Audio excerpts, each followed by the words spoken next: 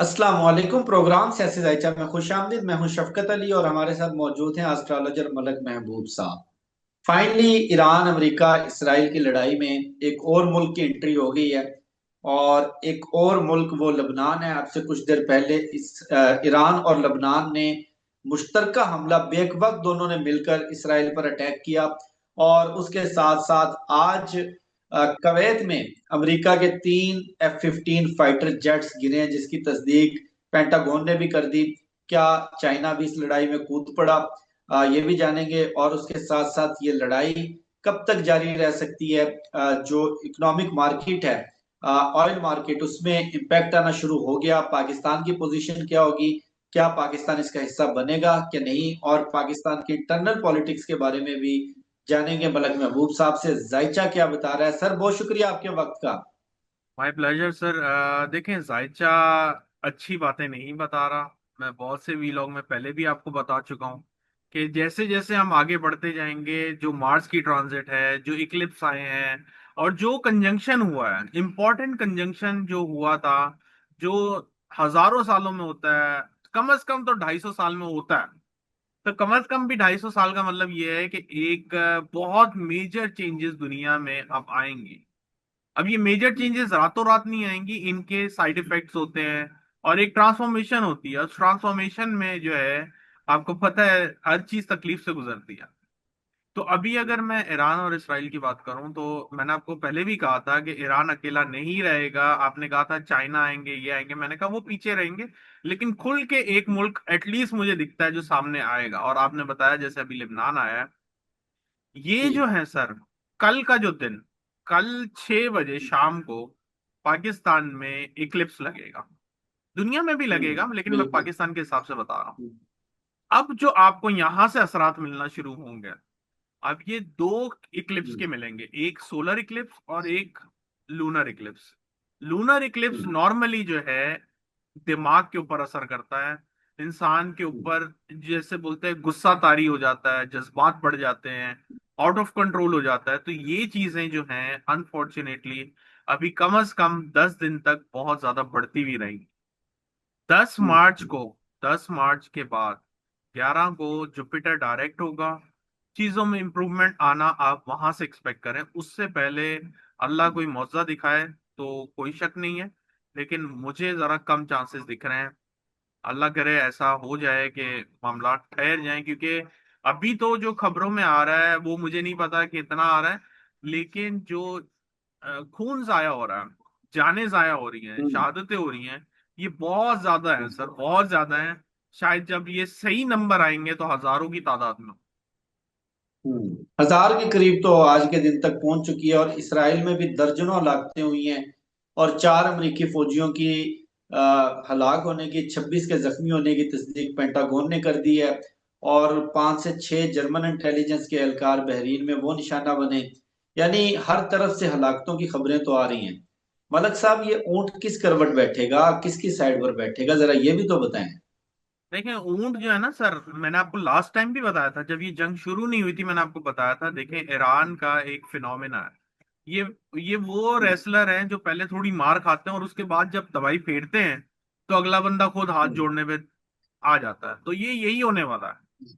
लेकिन हम्म। जो अगले 4-5 दिन हैं उसमें, अल्लाह ना करे, अल्लाह ना करे, न्यूक्लियर मिसाइल या न्यूक्लियर पावर से रिलेटेड कोई न्यूज आने वाली है आपके पास।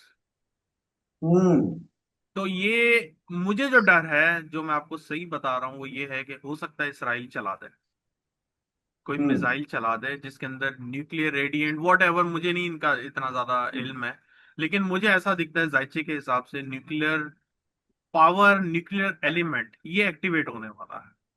अल्लाह करे ना हम्म। हो, लेकिन ये अ- अच्छा, ये भी हो सकता है, ये भी हो सकता है। मैं आपको इसका कॉन्सिक्वेंसेस, क्योंकि दोनों साइड पे एक्टिविटी नजर आ रही है, ईरान और इसराइल में। हम्म। ये भी पॉसिबल है कि ईरान आपको आने वाले दिनों में, या हो सकता है एक आधे दिन में, ये प्रूव कर दे कि हम न्यूक्लियर पावर बन गया, टेस्ट कर दे न्यूक्लियर टेस्ट। बहुत सारी हम्म। पॉसिबिलिटीज हैं न्यूक्लियर पावर की। जरूरी नहीं है कि खुदा ना खास्ता न्यूक्लियर एलिमेंट एक्टिवेट होके हमला हो जाए। ये भी पॉसिबिलिटीज हम्म। में एक पॉसिबिलिटी। हम्म।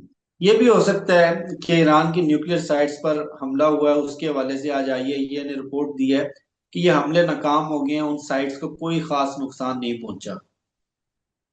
सर ये वो तो हमले अलग हैं, लेकिन मुझे एक्टिवेट होता हुआ दिख रहा है, न्यूक्लियर एलिमेंट एक्टिवेट एक्टिव हो होना, सकता है। एक्टिवेट होने का जो है वो उसका अंदेशा दिख रहा है मुझे। अच्छा, यहाँ पर मैं जरा थोड़ा सा अपनी जो एक्सपर्टीज शेयर करना चाहूंगा कि इस वक्त ईरान के पास 400 केजी से लेके 600 केजी तक इनरिच्ड यूरेनियम मौजूद है। यानी खाम मटेरियल उनके पास मौजूद है, सिर्फ उसको असम्बल करके उन्होंने न्यूक्लियर वेपन बनाना है। डिलीवरी सिस्टम भी उनके पास मौजूद है। और हो सकता है, पॉसिबिलिटी है कि अपना जो खैबर शिकन मिसाइल जिसपे 2000 किलो का यानी 2 टन का वॉर हेड लगता है, उस पे कोई ऐसा वॉर हेड लगाकर भी वो हमला कर सकते हैं। ये भी हो सकता है कि आप जो न्यूक्लियर एलिमेंट एक्टिवेट होने की बात कर रहे हैं वो खैबर शिकन मिसाइल हो। जी बिल्कुल हो सकता है, क्योंकि मुझे, मैं आपको बता रहा हूँ, मैं इन चीजों से जरा दूर रहता हूँ। मैं बिल्कुल एस्ट्रोलॉजी को एलिमेंट के साथ कंपेयर करके आपको बता सकता हूँ। तो अब इनके पास कौन से हथियार हैं क्या नहीं है, तो मैं उसके हिसाब से आपको जस्टिफाई कर सकता हूँ कि ये एस्ट्रोलॉजी के साथ मैच कर रहा है। हम्म। अच्छा मलक साहब, खित्ते के तकरीबन तमाम ममालिक इन्वॉल्व हो गए हैं, Bahrain, Qatar, Oman, UAE, Saudi Arabia, उर्दन, इसराइल और बाकी जो कंट्रीज हैं, इवन साइप्रस, यूरोप तक ये आग चली गई है। साइप्रस को भी हिट किया, अब से कुछ देर पहले भी हिट किया है। फिर लेबनान भी आ गया। लेकिन एक मुल्क वो अभी तक अलग थलग है और वो इस जंग का हिस्सा नहीं बना, बड़ा इंपॉर्टेंट कंट्री है तुर्किया। तो तुर्किया के हवाले से क्या नजर आ रहा है? सर तुर्किया नहीं बना तो अच्छी बात है, क्योंकि अनफॉर्चुनेटली तुर्किया का जो टारगेट है, इसराइल का जो टारगेट है, वो नेक्स्ट टारगेट तुर्किया ही है। और तुर्किया हम्म। आपको बहुत जल्दी खबरों में सुनाई दिया जाएगा कि अब वो भी इन्वॉल्व हो रहा है। या तो कोई अटैक इनके ऊपर गलती से हो जाएगा, या ये खुद कर देंगे, इसराइल कर देगा। हम्म।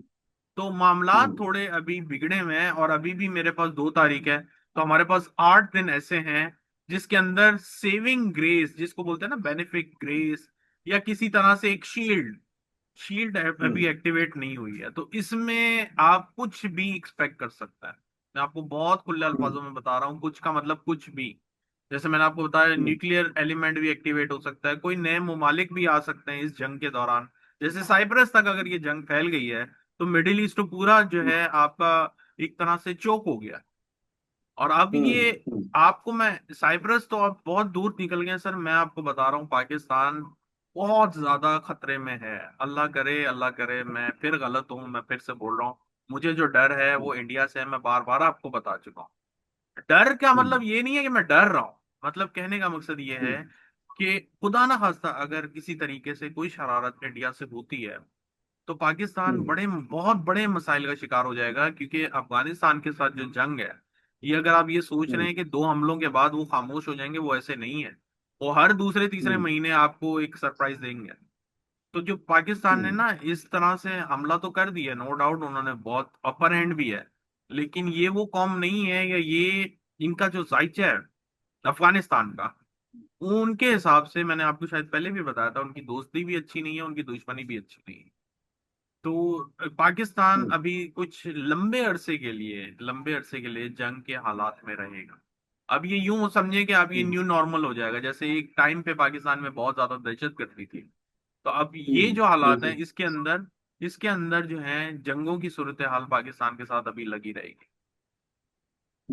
मलक साहब, आपसे आखिरी सवाल। आज अमेरिकी सदर ने अपनी स्पीच में कहा कि जरूरत पड़ी तो हम अपनी जमीनी फौज भी भेज सकते हैं, यानी बूट्स ऑन ग्राउंड। तो बूट्स हम्म। ऑन ग्राउंड यानी जमीनी फौज की क्या पॉसिबिलिटी नजर आ रही है?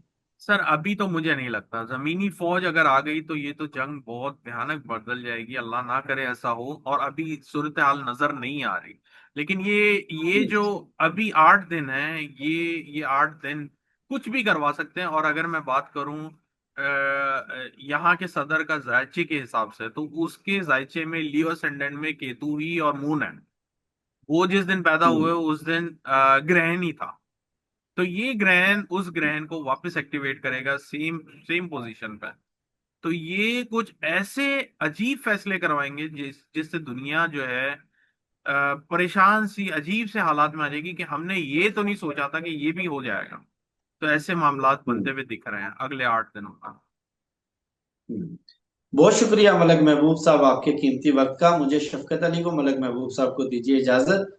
वीडियो के हवाले से फीडबैक जरूर दीजिएगा। अपना बहुत ख्याल रखिएगा। इंशाल्लाह आपसे होगी फिर नेक्स्ट वीडियो मुलाकात। अल्लाह हाफिज।